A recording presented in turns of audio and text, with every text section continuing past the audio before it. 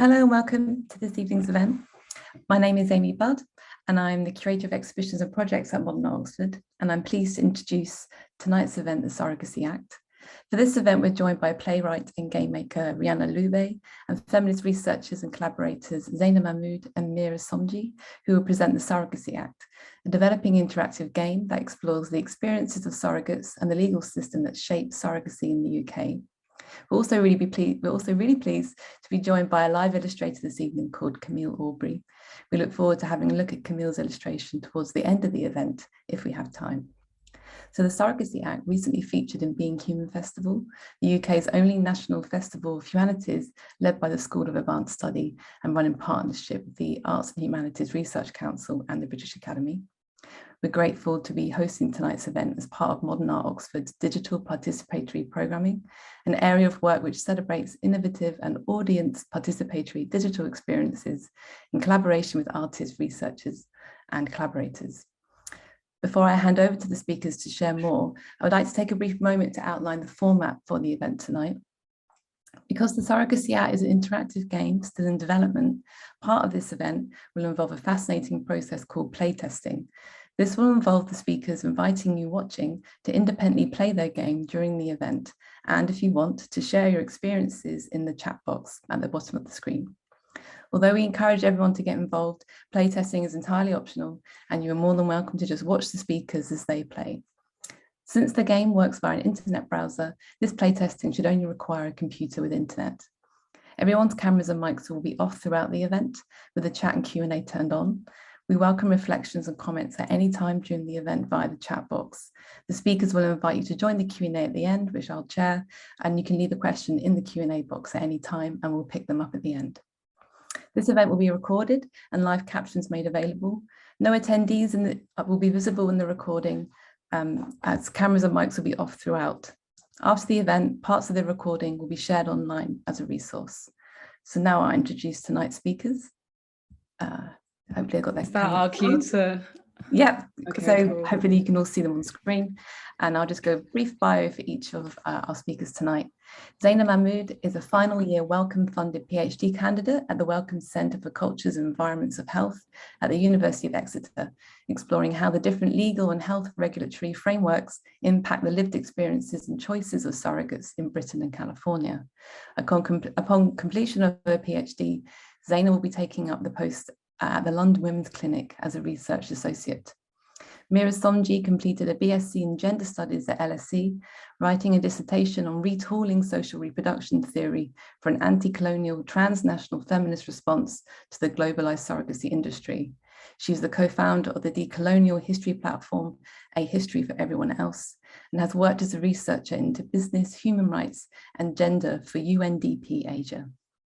And finally, Rhianna Ilube is a playwright, game maker, and facilitator. She's an associate director at CONI and alumna of the Royal Court Writers Group and has an MA in writing for performance and dramaturgy from Goldsmiths. Outside of writing, she works as a facilitator for the Advocacy Academy, the Good Night Out campaign, and the Royal Court Theatre. I'm going to hand you over to all of our guests now. Thank you.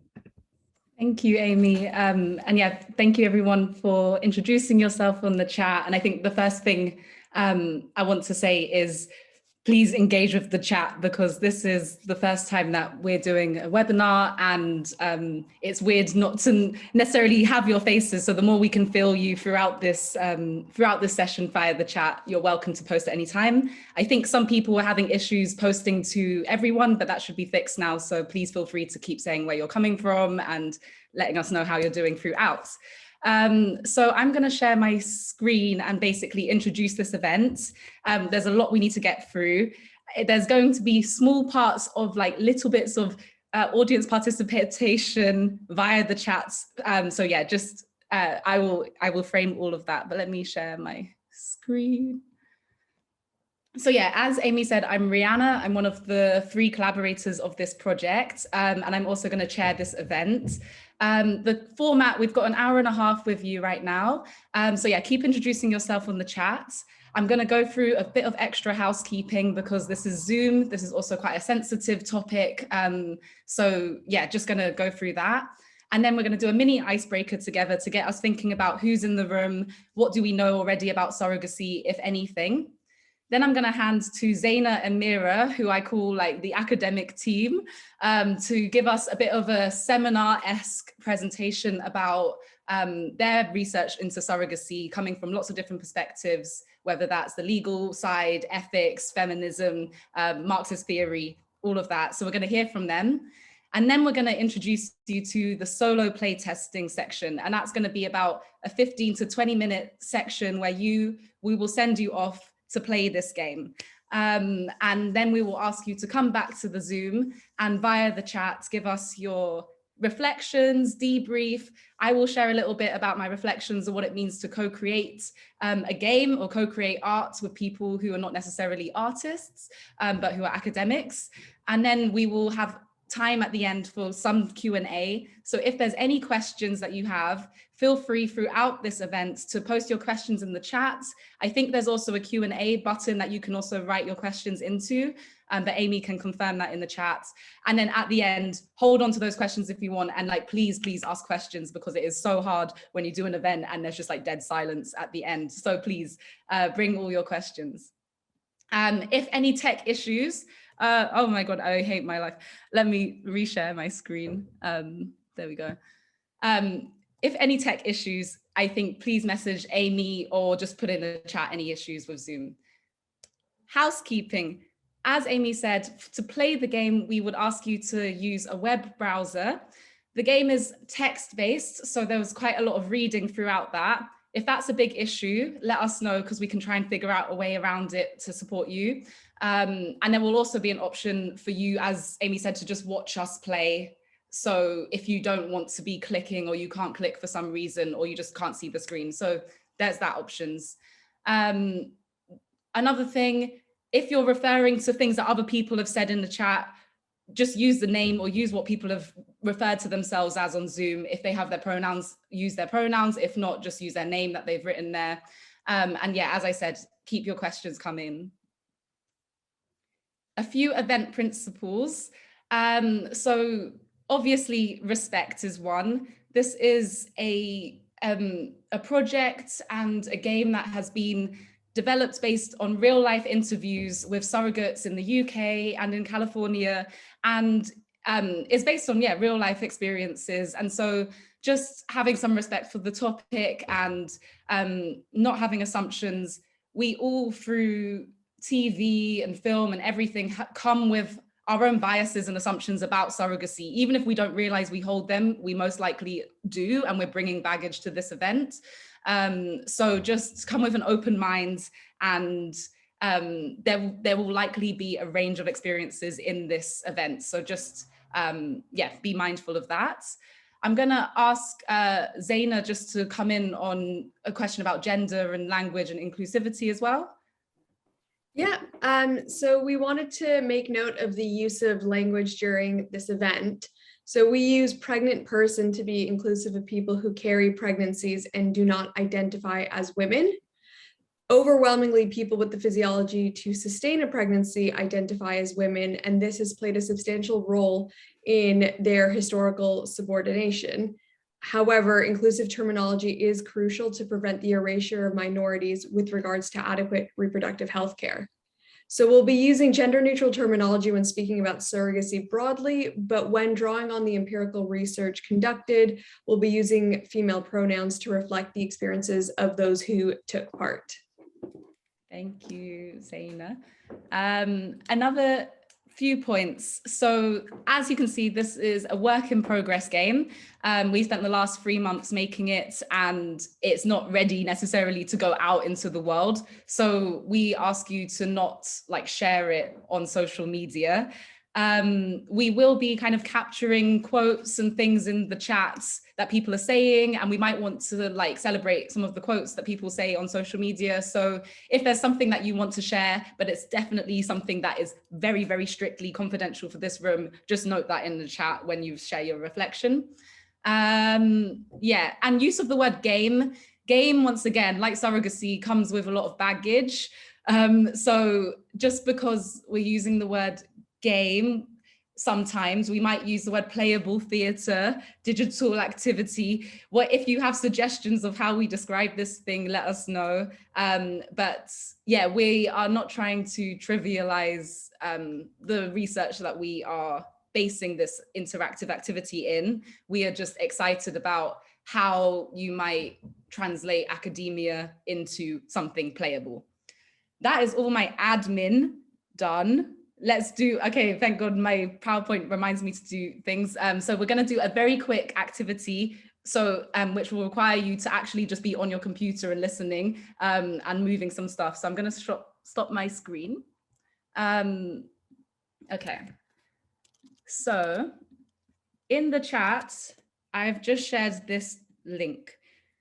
What I would love for you to do is to click on it, and I will see when you're on it because of the anonymous wolves that will come up. And on the first page, I'm going to share it again. So those who are struggling, you can just play along and put it in the chat. Could you click on one of the purple dots and drag it along the line, just so we get a sense of where you are in this room? Do you know, how much do you know about surrogacy, from nothing to everything? So let's just find out.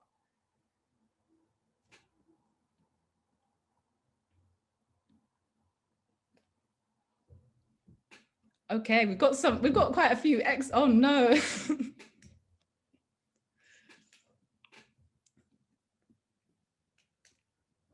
Cool. I'll give people a few more seconds. And if there's anyone struggling, feel free to write in the chat and we can kind of move the dot for you. Also, my co-facilitators, I can't really see the chat, so if things come up, just let me know as well.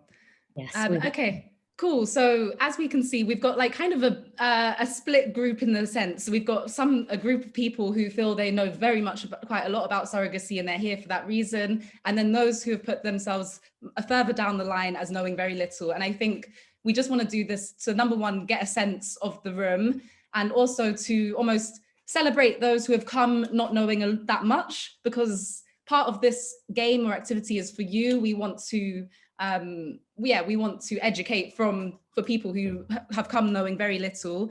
And for those who know a lot, I hope that this whole event still sparks new angles or highlights things that your knowledge doesn't cover necessarily. So thank you. If you can now click onto the second one, there's a bit more here, apologies. Could you do the same and just let us know why you've come to this event, why are you interested in this topic? And if you don't feel represented by any of these, but try and maybe if you can, just let us know in the chat as well so we get a sense. So we've got, I know a surrogate, I am a surrogate, I like modern art Oxford, I want to be a surrogate, I like playable theatre, I'm an academic, I am or have been or want to be an intended parent, or I'm just curious.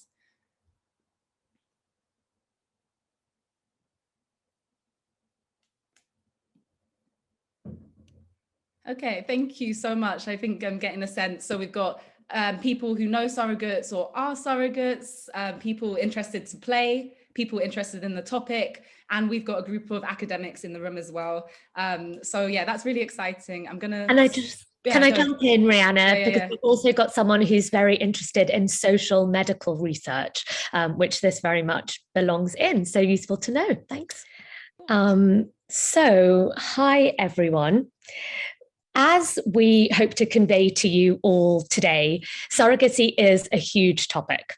To break it down, surrogacy can be understood as the making of parents, the making of babies, or as a form of labour. And in my master's dissertation, I focus quite squarely on surrogacy as a form of labour, how it's valued, and the conditions for those doing it.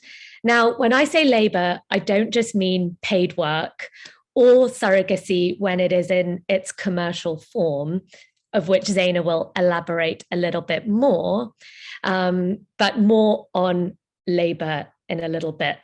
First, I want to describe to you what it was that I am responding to when I do my research. Second, my approach or methodology, and third, my key argument.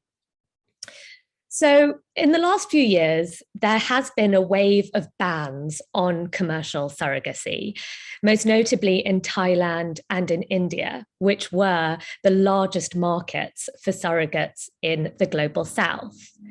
Now, rather than examining the policy debates, I was curious about how these bans were discussed within feminism.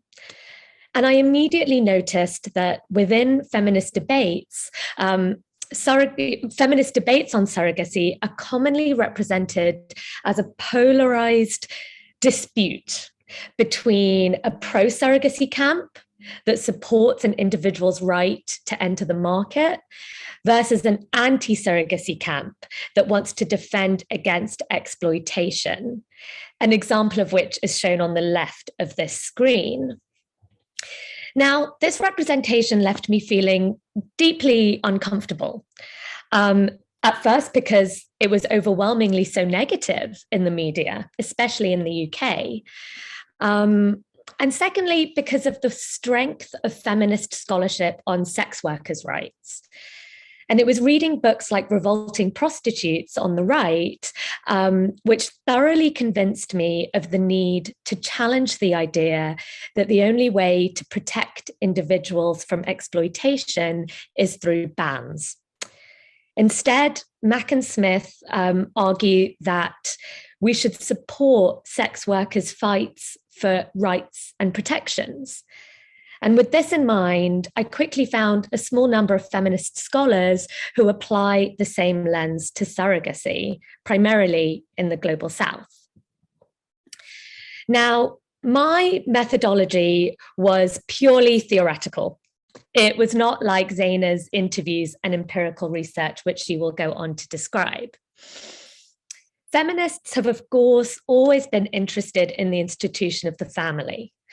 And it was Marxist feminists in the 70s that most directly addressed the question of labor in the family. They spoke of the other factory, the one in the home, which included the work of cleaning bathrooms, preparing food, caring for children, what they labeled as the work of social reproduction, all of which was a precondition to capitalism actually operating. They demanded this work be recognized, be valued, and they mobilized a campaign called Wages for Housework. Now, it did not actually demand wages, but was intended to expose the ludicrousness of the distinction between work in the paid work in the factory, and work in the other factory. Now, pregnancy or gestational labor has not received that much attention in this literature.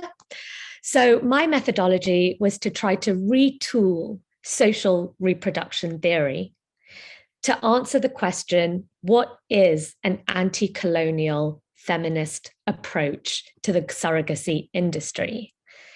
And so I put this idea of wages for housework in dialogue with Black feminist and post-colonial feminist theorists who have powerfully shown the historic and ongoing entanglements between motherhood and the market, which have been invisibilized by mainstream social reproduction theory.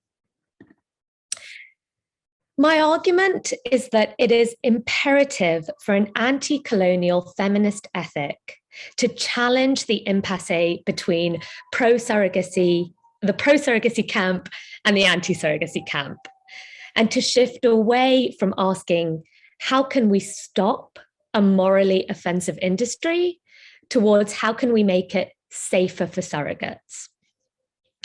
My focus is more on countries in the global south, but the more I speak to Zaina and other scholars researching global north countries, the more I feel it is relevant for here too. In the Indian context, Pandey, Vora, and Rudrappa, the scholars I show on this screen, document a hyper-exploitative industry. It is characterized by significant power asymmetries, surrogates feeling shortchanged by clinics, a lack of transparency in the medical process, and high levels of surveillance. But importantly, they overwhelmingly argue that the value of regulation, is contingent on whether it can be centered around the interests of those becoming surrogate workers, stressing that bans and prohibition only deepen a surrogate's vulnerability to exploitation and carceral violence.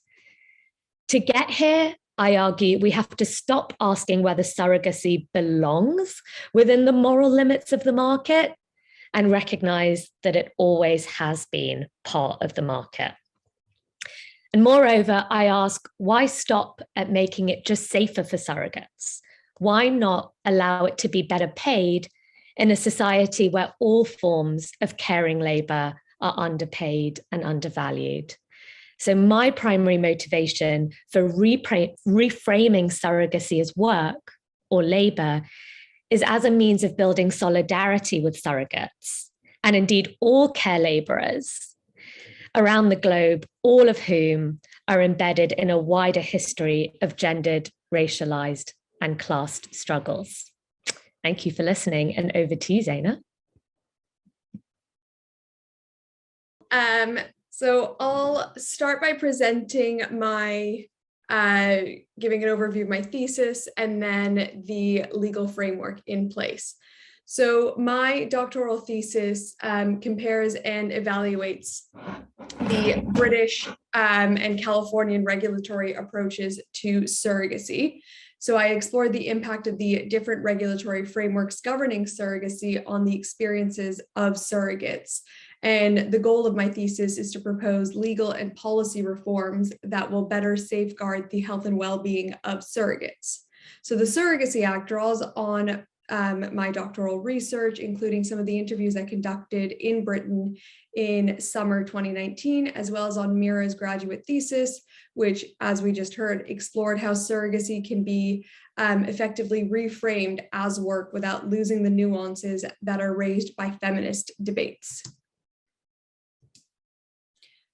So let me turn to the many terms that are used when discussing surrogacy arrangements. So starting with the actors in surrogacy, we've got the surrogate, who's the individual who chooses to carry a pregnancy with the explicit intention to relinquish the baby to the intended parents.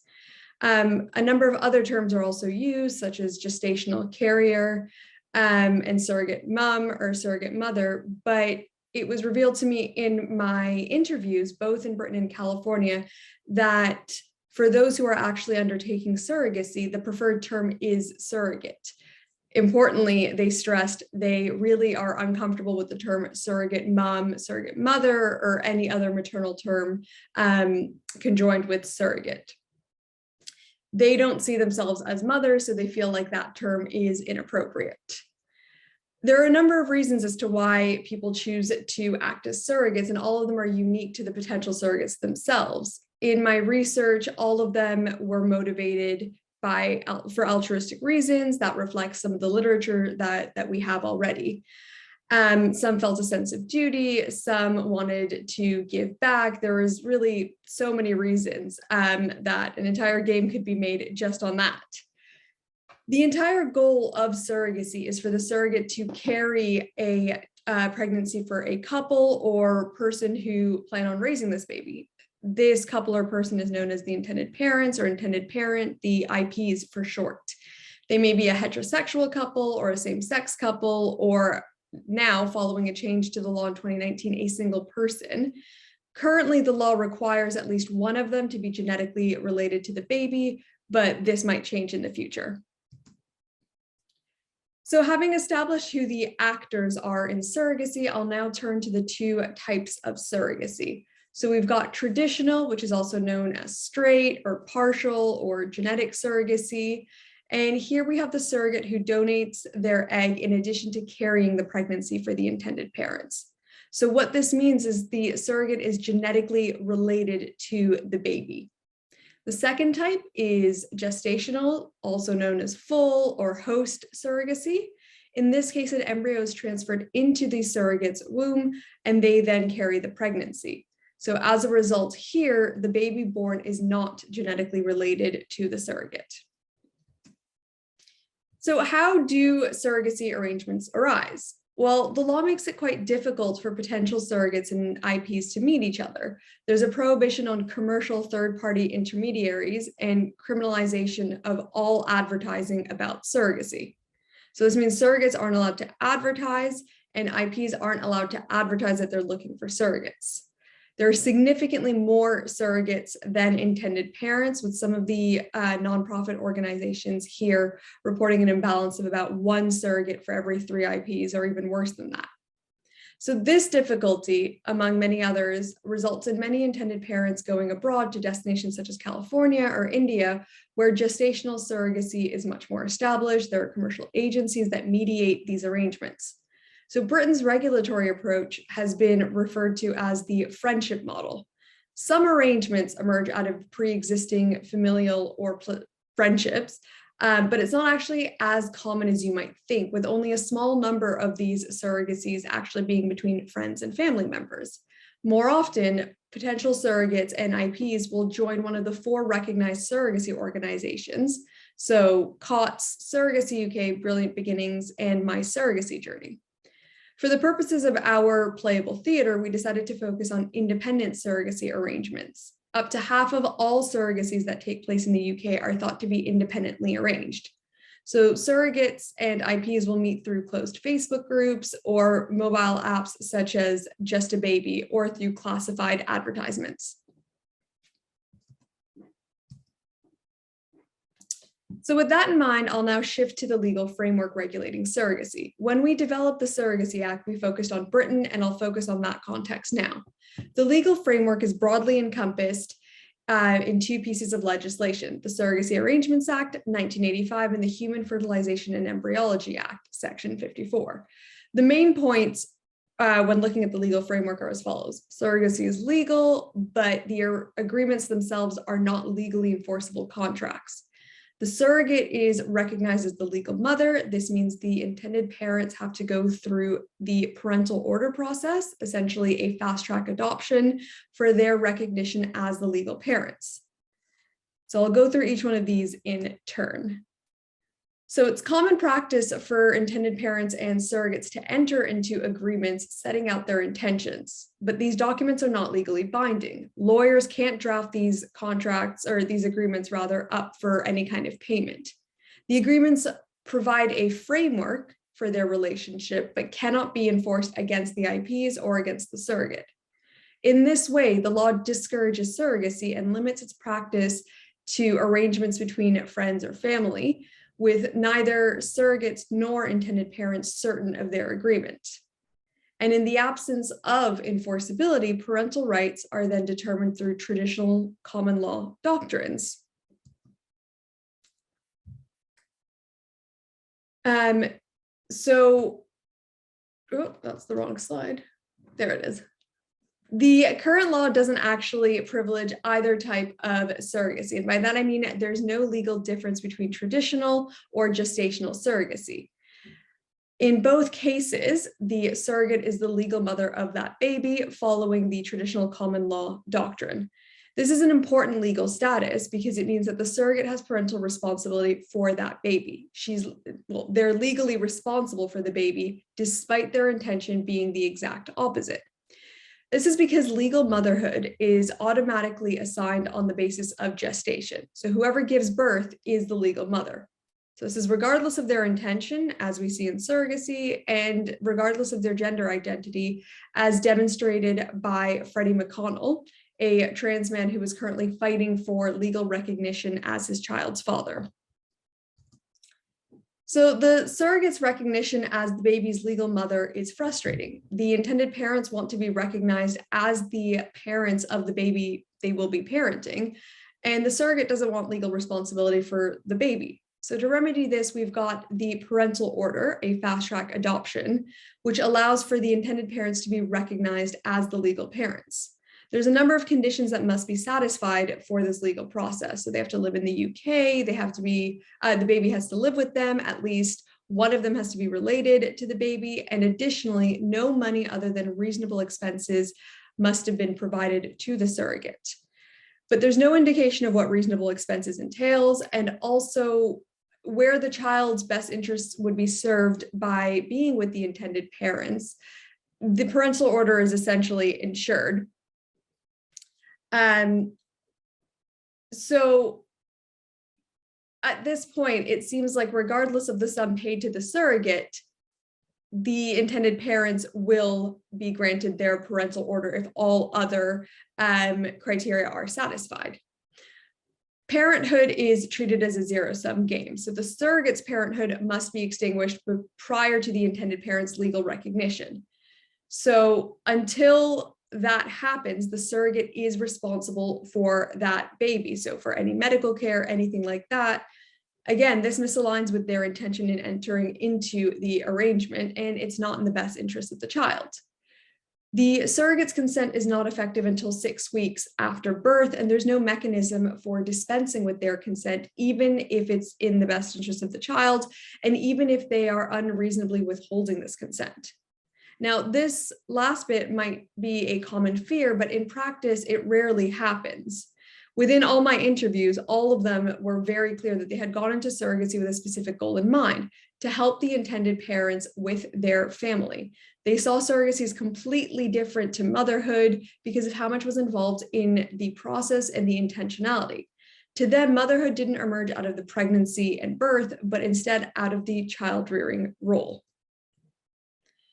So the Surrogacy Arrangements Act was strictly meant to be a time-limited measure. It was never meant to be a comprehensive piece of legislation, and hopefully we'll see a new statutory regime soon. Surrogacy was selected as a project for the 13th Programme of Law Reform in 2017, and the Scottish Law Commission joined the Law Commission of England and Wales to conduct this project. In June 2019, a joint consultation paper was published, and the formal consultation period ended October 2019. The Law Commission will be publishing their final report with recommendations for law reform and a draft bill in late autumn 2022. So for this reason and others, my PhD and this piece of playable theater are very well timed. Surrogacy is on the rise and expected to get more widespread. Recent case law and the Law Commission's consultation paper demonstrate that acceptance of surrogacy as a form of family formation is very much present. However, knowledge about surrogacy and the experiences of surrogates is very limited. And for this reason, I decided to undertake engaged research. So that means that I worked with various stakeholders in surrogacy throughout the research process, especially at the start, to ensure that the research and the conclusions drawn from the research are reflective of the lived experience of surrogacy. I'm very grateful for the collaboration with Meera and Rhianna on this piece of playable theater. This piece is an excellent way of disseminating the engaged research undertaken in the PhD. And as was stated earlier, this piece is not one person's story, but an amalgamation of the multiple experiences that were shared with me during the interviews. Hopefully this engages with as wide an audience as possible so that the potential impact of regulatory frameworks on choices, health and well-being, and experiences of surrogates can be understood more so than it already is. Thank you. Thank you so much. I'm going to remove your spotlight. Thank you so much to both, Meera and Zaina for sharing your research. It's super interesting, and I'm sure people have questions for you both at the end of the session. For now, you've heard the academia and the theory and the engaged practice. We're going to move into the playtest section. There's two parts to this. There's a small interactive game. So I hope that you guys were listening, and I hope that you are actually sitting at your computers, and because we're going to ask you to engage with us on the chat very soon. So I'm going to pass to Meera for a little bit of storytelling to set the scene of this next section. Yes, thank you, Rhianna. So it's time to get in character. As of now, you are a married couple named Camilla and Taj. You live in Aberystwyth in Wales, and after decades of trying to conceive, you both decide it is time to try surrogacy. You really don't know too much about it, but you've learned what you can online, and you learn that one way to meet a surrogate is on this new app called Find a Surrogate. immediately, when you open it up, it starts to remind you of your single days and what it felt like to make a profile on Tinder or Hinge. You upload a photo of yourselves, you add your names, your ages, and a little bit about why you want a surrogate. But before you're ready to publish this profile, you're curious, what have other intended parents put on their pages? So you begin to swipe.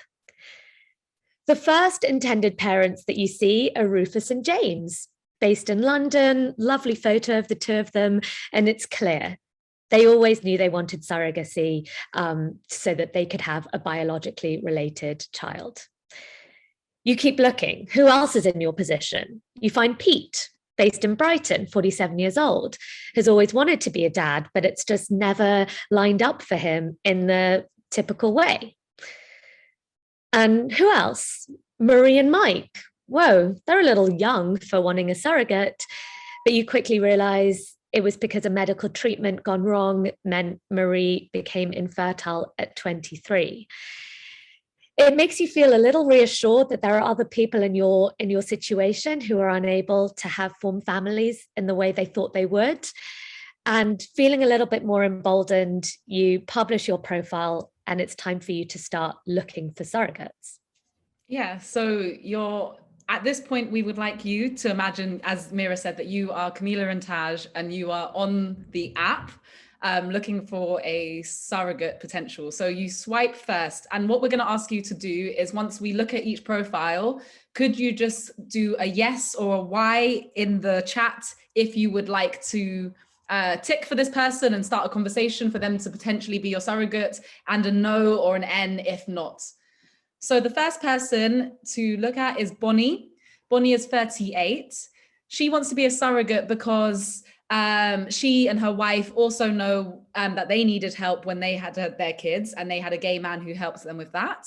And so they want to return the favor and help a gay man or a gay couple who can be there to be a surrogate for. So if you're there, please can you write in the chat if it's a yes or a no for Bonnie? Okay, we're getting quite a lot of strong no's, yeah. Yes. And also you're welcome as well to add any reasons why if you want, but yeah, okay, so we're swiping, we keep swiping.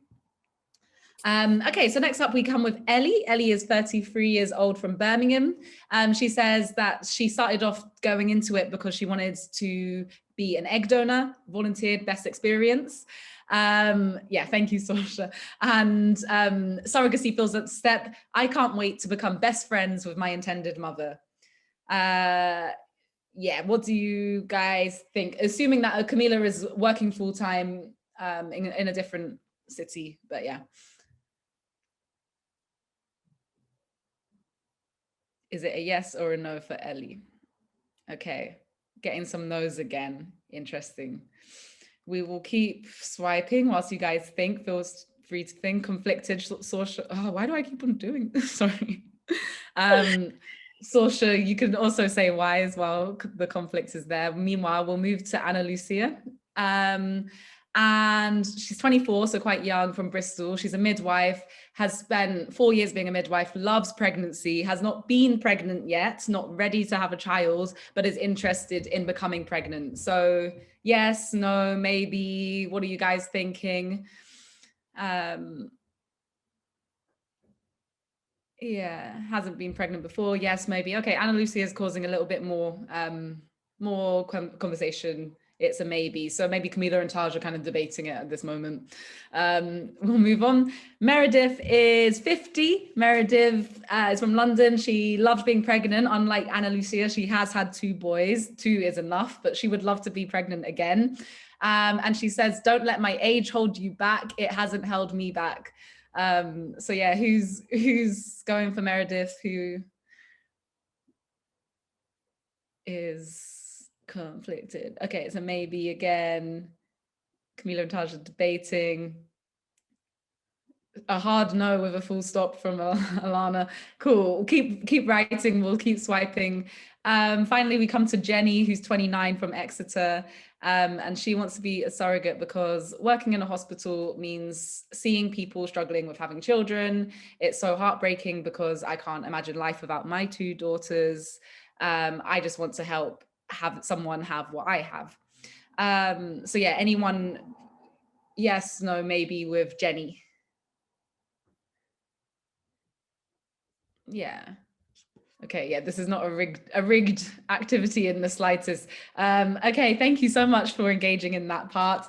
So if we go back to Jenny, then I think that from this debate that we had, maybe you clicked yes for Ana Lucia and maybe for Jenny, but we find out that Jenny starts, and you start messaging, and Jenny starts telling you a bit more about why she wants to be a surrogate, how she really feels for people without children, how she's had very kind of smooth and enjoyable pregnancies actually in the past, and she really likes giving birth. And this is what she wants to do with her time. And you really feel like you trust Jenny and you kind of enjoying these conversations. And so you decide to meet a few times face to face. You travel to Exeter to meet Jenny. Sometimes you meet halfway. And that, friends, is where we are going to begin our playable theatre. So the playable theatre starts with Jenny and you, Jenny, Camila, and Taj. And Meera, thank you. And what's the password for this? Before we send you off, I'm going to screen share again how it will look when we send you off to play this and explain a little bit more. So Meera has just dropped. It is modern art, all one word. Meera has just dropped into the chat. The game. So you'll type in the password, press run game, and this should come up on your screen. If it doesn't, we'll tell you what to do if not. So yeah, this should come up on your screen. And as you see, we've got multiple characters. We've got Jenny, you are the surrogate. Camila and Taj, you're the intended parents. If you want, you can press information. I'll go through it right now with you. In this game, you will play as both characters, the surrogate and the intended parents. You play by just reading through the story and clicking on the links. Sometimes links will give you new information. Sometimes they will take you to the next page.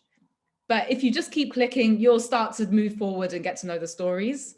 We have color coded, it's not urgent, but Jenny is pink, Camila and Taj are green, so you can kind of keep a track on the different characters. And the whole game takes about 10 to 15 minutes to play through.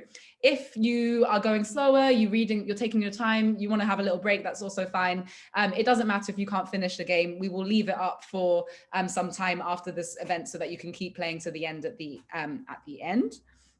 And essentially, when you're ready, you will press, you'll go back to this main screen. You can just do it by pressing back and press let's start. And here, the first page will tell you, since meeting on the app, you've been texting almost every day. You also met up a few times in person, where we've got to. Okay, so I hope that all makes sense. I'm Meera, I think I've got you on. Okay, cool. Oh, that's really exciting, Alana. So I'm just keeping an eye on the time. It's 7:20. I'm gonna send you off for 10 minutes. Okay, I think. Does that feel right, Meera and Zaina? Yes.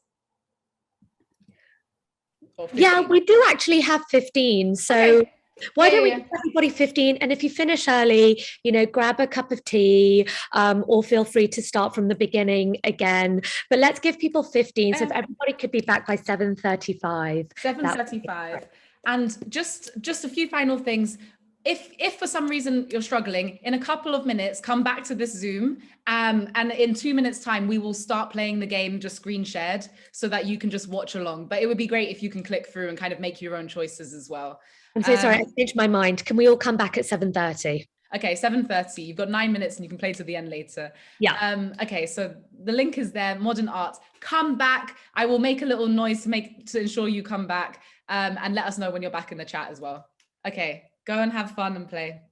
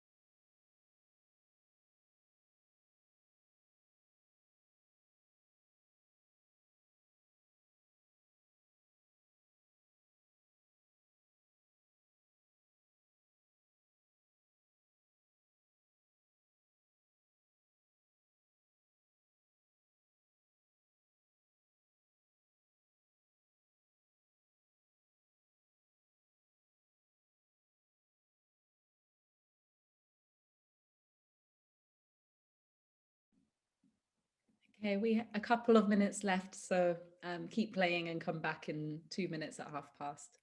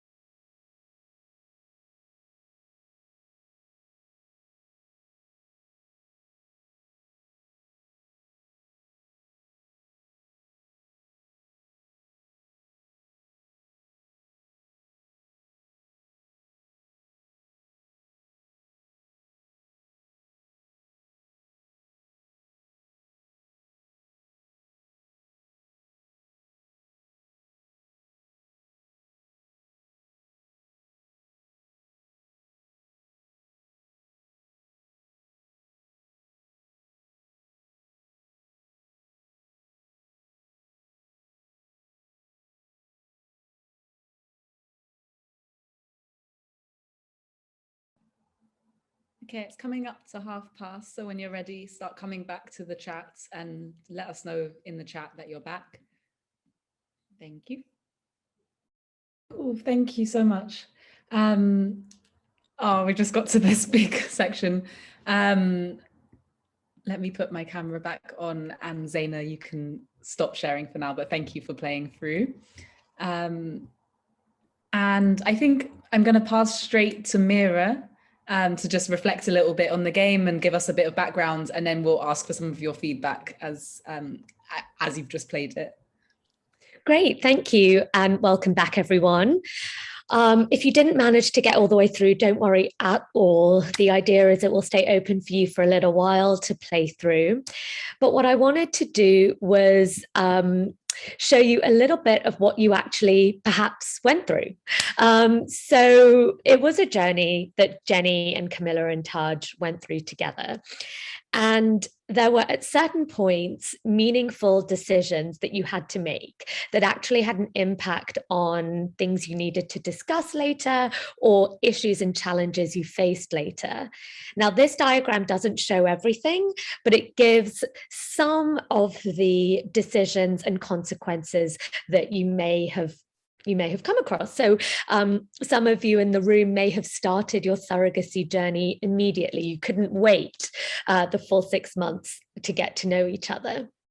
If you had, if you'd gone with it straight away, you didn't in that 6 months really discuss whether or not Jenny would want a C-section or to be induced or to have a natural birth. And so when you went to the GP, Camilla would have answered for you immediately, and Jenny would be in a position to reluctantly have to agree to a C-section.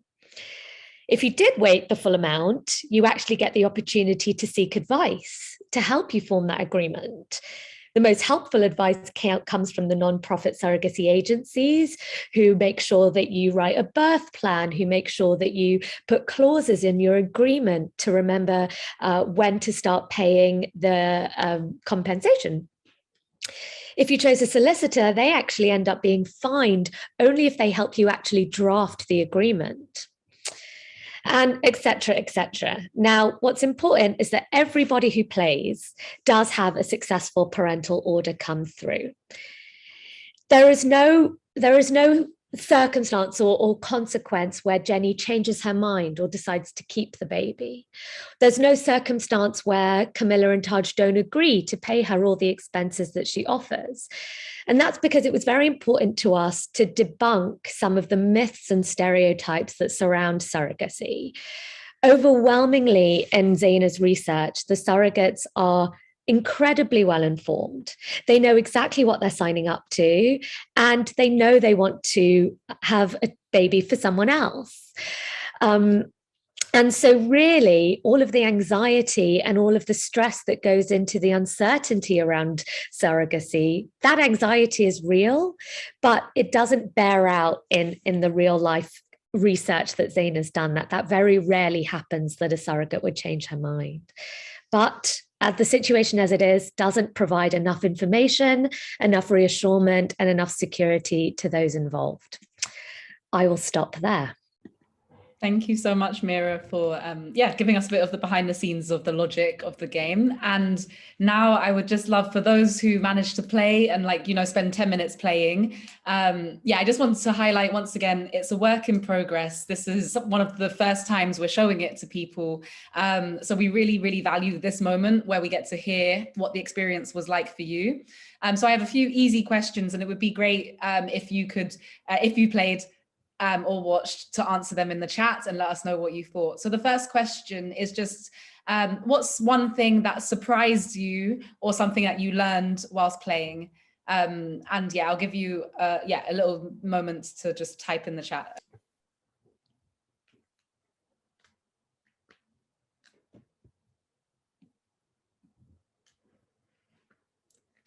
This is a moment I really hope you are typing, but I think you are. Okay, interesting. Does one of you, Meera or Zaina, want to quickly share a bit about, media, where that came from, that media rhetoric, and I can quickly go, but you certainly see it in especially UK media representations of, like the headlines that you saw, sort of greedy surrogates, they're in it for the money. The most important narrative you hear is that surrogacy is inherently exploitative because an individual would only ever do it for the money. It is often suggested that it's inconceivable for somebody to want to be a surrogate, which is just one of the main things that Zaina, you found wasn't true. Yeah, it's regardless of the jurisdiction. So in California, surrogates get their expenses reimbursed, and they also are compensated for their for the labor involved. And it didn't matter whether it was in California or in the UK, the same motivation was there to help another person, to help a couple, start their family, to provide that for them. And so the money doesn't really factor into it as much as people seem to think it does. And also one of the main reasons that people were willing, to become surrogates is because they enjoyed pregnancy, which is something that doesn't really match up with the narrative we have of pregnancy. Culturally, we think of pregnancy as this horrible thing that we have to endure, and then after that, at least we get a baby out of it. So the idea that you would endure all of that and not even have a baby is just inconceivable. I'm going to move on to seeing some of the other comments, and thank you for. I think the expenses thing has also come up a lot, which is something that I personally had no idea about until I started talking to Meera and Zaina about, the politics around expenses, particularly in the UK, given that you cannot get paid to be a surrogate. And a final question for just the chat right now is, for you, now that you've played it and you've been exposed, what is a question you're left with or something you would like the game to explore further? So either a question or a desire to know more about something. I'll also say, Alana, I can see that you noted the fact that the intended parents can't take their kids from the hospital. So the Department of Health and Social Care released guidance in 2019, in November 2019, that said that, healthcare workers should try and give as much as they can and be sensitive to the fact that it's a surrogacy. And while now there's less of these car park handovers and stuff like that, when I did my research, it was still very prevalent, and they still do come across many challenges, especially if there is any kind of care that's required for the baby, like right after birth. Thank you, Zaina. And yes, I just wrote, please type them out. I know questions are hard to formulate, but it would be amazing. I think every piece of art or every game should leave somebody with, you know, something that you don't know. So yeah, we can also capture some of these and answer them in about 10 minutes time. So yeah, please write that. Excitingly, whilst you're thinking of your questions after the game, I just wanted to show this, which our wonderful illustrator, who is behind the scenes right now recording this event, has just shared with us. It's a work in progress as well, and will be finished by the end of the event. But yeah, this event is being documented in a creative way, and it's just so beautiful to see some of the amazing points that Meera and Zaina have shared being captured in this way. So thank you, Camille. And we're excited to see the final result. And yeah, keep the questions coming, keep the responses coming. And also, if there were bumps in the road with playing, let us know, because that's really useful for just the game, like the experience of being a player. We were going to miss things given that we made it. On that note, I am going to share finally from my side a little bit about what it means to co-create. So yeah, just checking my time. I have about 9 minutes. And Zaina, I think we'll do a Q&A afterwards and yeah, answer some of those questions. So co-creation is something that I am very excited about as a practice and testing out in all different ways. Co-creation essentially means that usually, for example, in traditional theatre, there will be one playwright. For a novel, there will be one novelist, and we kind of have a cult in the arts of, you know, like the one artist who is that genius who makes something solely from their own heads. In reality, I think all art is co-created. You never just do something alone. Like even right now, I'm writing a play by myself, but I would say there's about 40 people behind it who have fed into it in different ways.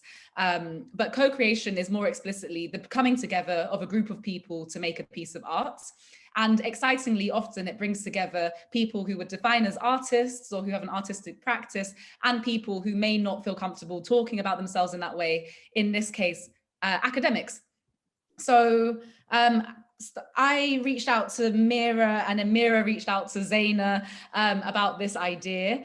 And I wanted to use this as a test case to see what does it mean to work creatively with academics, because I think that so much, especially PhD research, is so interesting, but people like myself who are not in the university world will miss out on the conferences, miss out on the journal articles, and how can we find creative ways to share this research? And for Zaina's research and Meera's is just incredibly interesting, as you guys have heard. It's really hard to co-create. It's a whole thing. I'm keeping an eye on the chat because I see it's going, but okay, I will, yeah, this is all cool. I will check it later. So some tips, top tips for what we did and what I've learned a lot in my last few years of co-creation. It's always useful to start with a manifesto. So at the start of this process in August of this year, we met up and we created a manifesto where each of us did about 3 to 5 points of things we wanted to ensure in the project. And this related to ethics, it related to why we wanted to make the game, the experience of it, and just making sure we're all on the same page and that all of our values are captured. I have a mentor who is called Tommy. I met them at the Advocacy Academy, which is a charity in London. And they told me the quote, "Move at the speed of trust." And I guess this really means that when you're making any kind of art, it's very intense. And so the more lead-in time you can give yourself to not just dive into making, but to building trust, to getting to know each other, the better. So in the end, we probably wrote the game that you played in about 2 weeks, but we spent about 3 months getting to know each other, exploring ideas, talking, chatting on WhatsApp. So we didn't just dive into 2 weeks of writing, we built trust for months. This was also built on top of the fact that me and Meera have known each other for 10 years. So yeah, I just think it's really hard to just immediately make something without having that relationship in place first. And the next part is knowledge exchange. The beauty of co-creation is that everybody brings something important. So for example, in this sense, I didn't know much about surrogacy, but I knew about the arts and I knew about what it means to make a game. And then obviously Zaina and Meera come with very different perspectives or academic backgrounds, but both with this deep understanding of the politics around surrogacy. And so the co-creation is in that exchange, which is really exciting. My other big fun thing is about bringing in the right people at the right time. So there were moments where we realized none of us knew what we were doing. None of us know how to design a game that looks nice. So then we need to use our budget to bring in a designer at the right time to design the game. If we needed some mentorship in what it means to actually write for Twine, write a game like this. So we then organized to have 3 creative sessions with a very experienced game designer to take us through the process of writing this piece. And then always also getting lots of play tests like what we're doing now, getting consultancy from people, ensuring people with lived experience come on to board. So that's really exciting. This is one activity we did in our first meeting. It's called Johari's Witness, and it relates to that thing of like knowledge exchange. So we each kind of mapped out what are all the things that the 3 of us know. For example, all of us know what it's like to be a cis woman or a woman of color. We know what it's like to be in academia, to like we have masters or PhDs. But none of us actually know, for example, what it means to be pregnant. And so that's in that box in the other corner. And so almost identifying and not being embarrassed by our gaps, but recognizing that that's gaps that we need to fill through research, through bringing in the right people. And then the I know, you don't know section is really interesting because that allows each person to realize what is the unique thing that they are bringing to the table in the co-creation process. And very quickly, I think this is another piece of theory that I find really useful, which is just about the levels of co-creation. So when you start, you just want to get to that point of understanding. For me, I needed to understand the difference between gestational and traditional surrogacy before I could even get into the writing of it. Then you need to appreciate and develop an appreciation. And this almost means developing a taste. So for example, Meera and Zaina played a lot of games early on to develop a taste of what kind of game they wanted to make. So you can't make until you kind of know what you like and know what's good for you. Then you can get into experimenting. That's when there was a whole period of time where we were writing so many different scripts. We were trying out lots of different things, but you can only do that once you've kind of gone through that level of understanding and appreciation. And the final part is endorse. And the dream is when you're co-creation that all members of that co-creation get to a level between experimentation and endorsing. And endorsing is basically being like, this is my project. I feel proud. I feel like I gave it, like I'm in that project. I wasn't sidelined at any point. So yeah, that's a very quick route into this idea of what it means to build trust in the project. So I will stop there, but I hope that gives some kind of information about the creative process that we just went through. We have 12 minutes left. So I'm going to, if I'm correct with my schedule, bring back Amy on, who can ask us some questions, but also draw out questions from the chat, allow you to also ask more questions if you have it, about co-creation, about surrogacy, about the making of the game, anything. We have 12 minutes, we'll try our best. Thank you. Thank you so much, Rhianna. Yeah, that was incredible. And I should say that was also the first time that we were also seeing the game. So we've been meeting for, I guess, quite a while now, quite a few months. So it's the first time for me to actually get to grips and click through. I thought I'd just also give a brief overview for why we are hosting this event at Modern Art Oxford as well, really. And really it's because the person you can't see on screen, behind the screen, is Andre, who's our digital curator. And we at the gallery are interested in trying to find ways of developing participatory projects online. And so really we were met with you guys to kind of, and this is a really experiment to kind of see what could happen in digital platforms around these kind of knowledge sharing events, and particularly working with researchers and bringing it out in a really playful way. I have some questions, but also there's a question in the Q&A already. So I'm just going to jump straight into other people's questions, if that's okay, to make the most of the chat. So Kim Barrett has said, what made you want to make a game about surrogacy in the first place? Who wants to have a go? Maybe Zaina, you go, yeah. But keep it short because of the 10 minutes. Yeah. So I guess my research is on surrogacy, and then as we kind of said earlier, Meera got in touch with me at the start of this year, and then kind of we kept talking, kept chatting about surrogacy and everything. And when the Being Human Festival released their call for events, she got in touch with me and, you know, asked if I wanted to collaborate on something with Rhianna, and that's kind of where it came from. But even before that, I'd always had an idea of what I wanted to do. I wanted to do something with my research and disseminate it in a way that wasn't a journal article, but I wasn't sure what to do. So one idea I had was working with the Royal College of Obstetricians and Gynecologists, and I'm still going to do that after my PhD, but make educational videos, because I realized how the healthcare context, and I didn't get to go into it in my little spiel, but I'm looking at the healthcare regulatory context, and it makes such an impact, and that hasn't really been explored.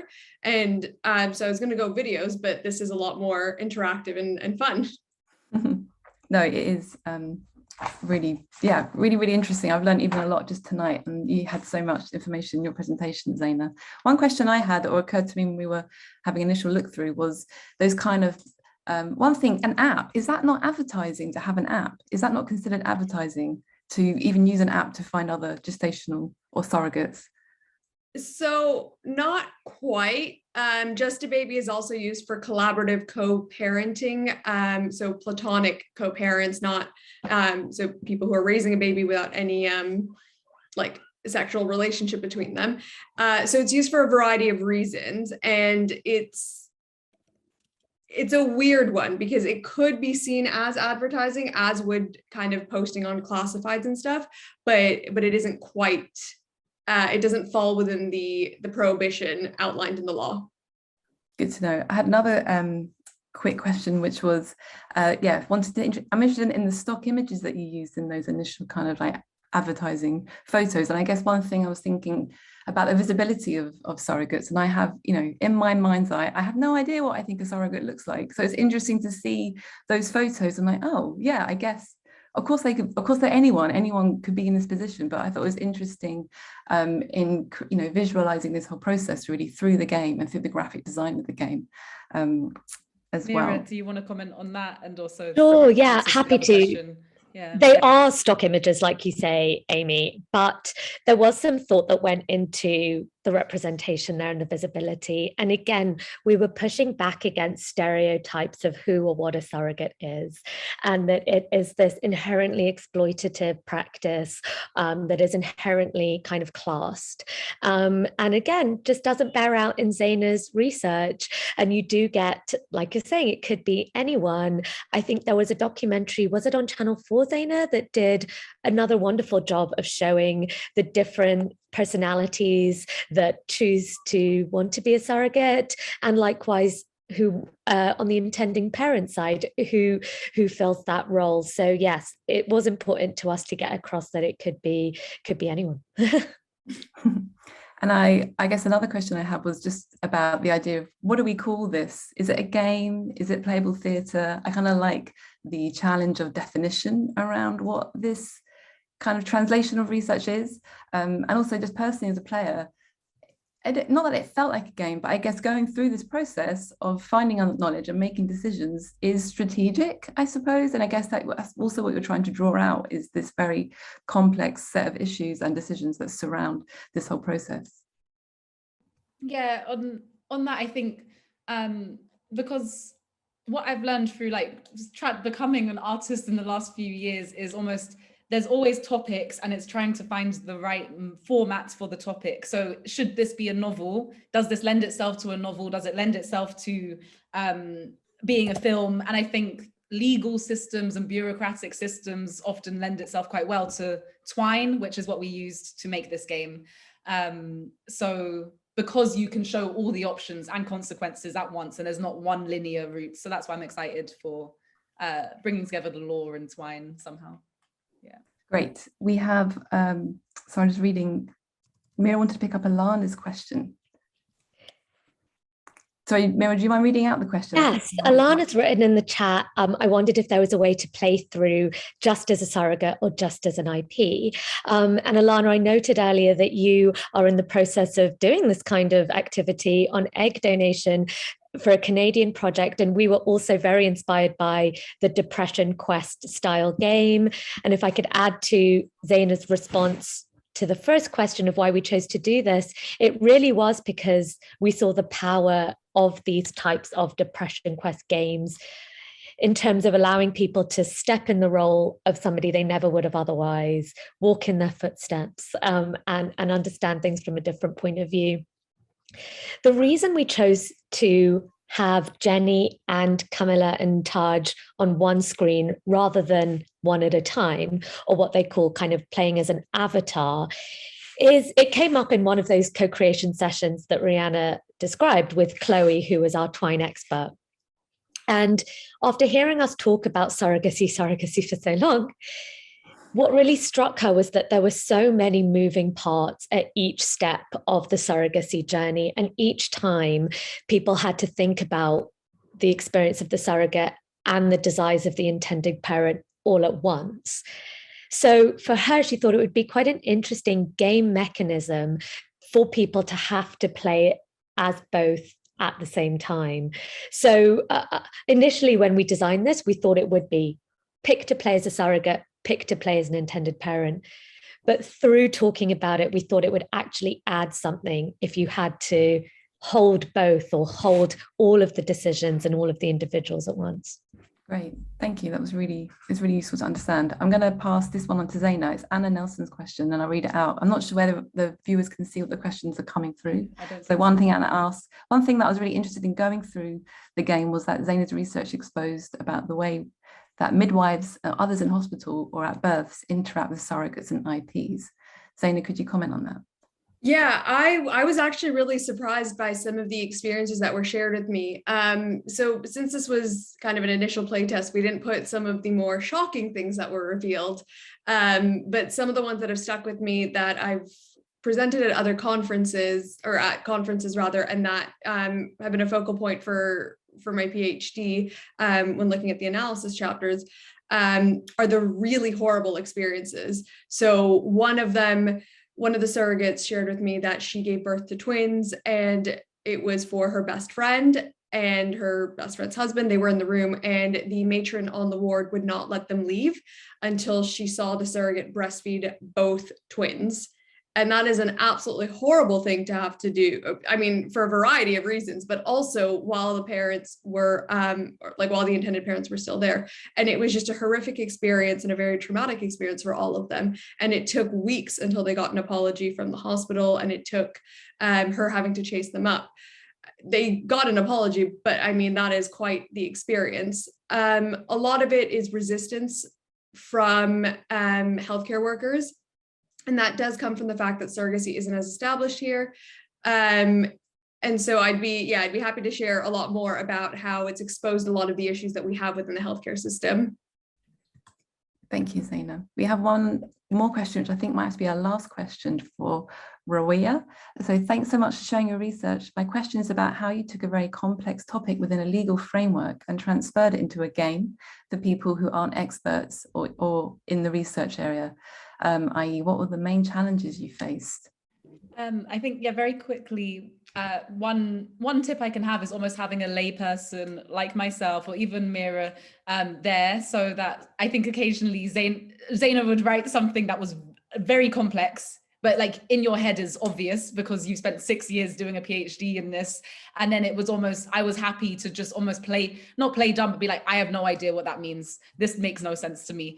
And every time we're playing through, trying to almost make sure that if I don't understand, or if someone like my family or friends wouldn't understand it, then it's not going to land. So that's one thing. And then I think, that early knowledge exchange, taking the time. Meera and Zaina gave me books to read about surrogacy and taking the time to do that research so that we're all on the same page about the legal system. Zaina gave us a whole presentation about the legal system on our first meetup, just to kind of get us up to speed on what we needed to know. And then in our final playtest, we had quite a lot of lawyers, tweak it. So this is still a work in progress game that takes playtesting for people to critique and tell us that's actually not right in the law, you can change this. And then it's up for us to make those decisions when we rewrite it. So that's some of the process. Yeah. Great. One thing I found actually was it's very emotional. Through this player-based system, it's one-on-one, I'm meaning the screen, and it's, you become invested in a narrative. And as a player, like when you're like, oh, you're not pregnant, you're like, oh, like I thought it would be, I thought this game would take me down a certain journey. So I found maybe it's the format of the game makes this highly complex and very politicized subject area much more individuated and subjective. So I think the format for this discussion, or to explore these ideas, is kind of really tangible, I suppose. So yeah, I think that's really good. Yeah, it's good to hear that it felt emotional somehow. Yeah, well, for me at least, I found it. Maybe surprised. Maybe I was surprised at that. Maybe I found the format for it to be more surprisingly affecting. I just got an eye on our kind of timekeeping. I think we might have reached the end. And if there's any other questions or anything else you wanted to share. I think this is an ongoing conversation. So we're going to drop our emails onto the chat, and we have in our previous playtest always received comments from people who want to talk more or just email us or ask more questions. We're also on social media. We can also put our handles there. So just like you've played it, you can still play it tonight. Stay in touch and let us know all your suggestions and thoughts as you mull over it in the next few days. Yeah. Great, thank you all so much. So yeah, many thanks to Rhianna, Zaina and Meera for presenting tonight, and for you for joining and for playing. And yeah, do keep in touch, and I look forward to seeing how the game progresses, because I know there's still more work to do. Thank you so much for inviting us, and for everyone who came and played and gave us a lot of amazing comments. And for the funding that we received, so from Welcome, we're grateful for their funding through an enhanced research award, and then from Coney as well. Yeah, and whilst you guys leave, I'm just going to keep up the amazing illustration done by our live illustrator, Camille Aubrey, and we'll share it as well once it's completely finished in the emails. And yeah, you can follow up to maybe work with Camille in the future for future events as well. Wonderful. Thanks so much, and thank you. Have a great evening. Goodbye, everyone. Bye.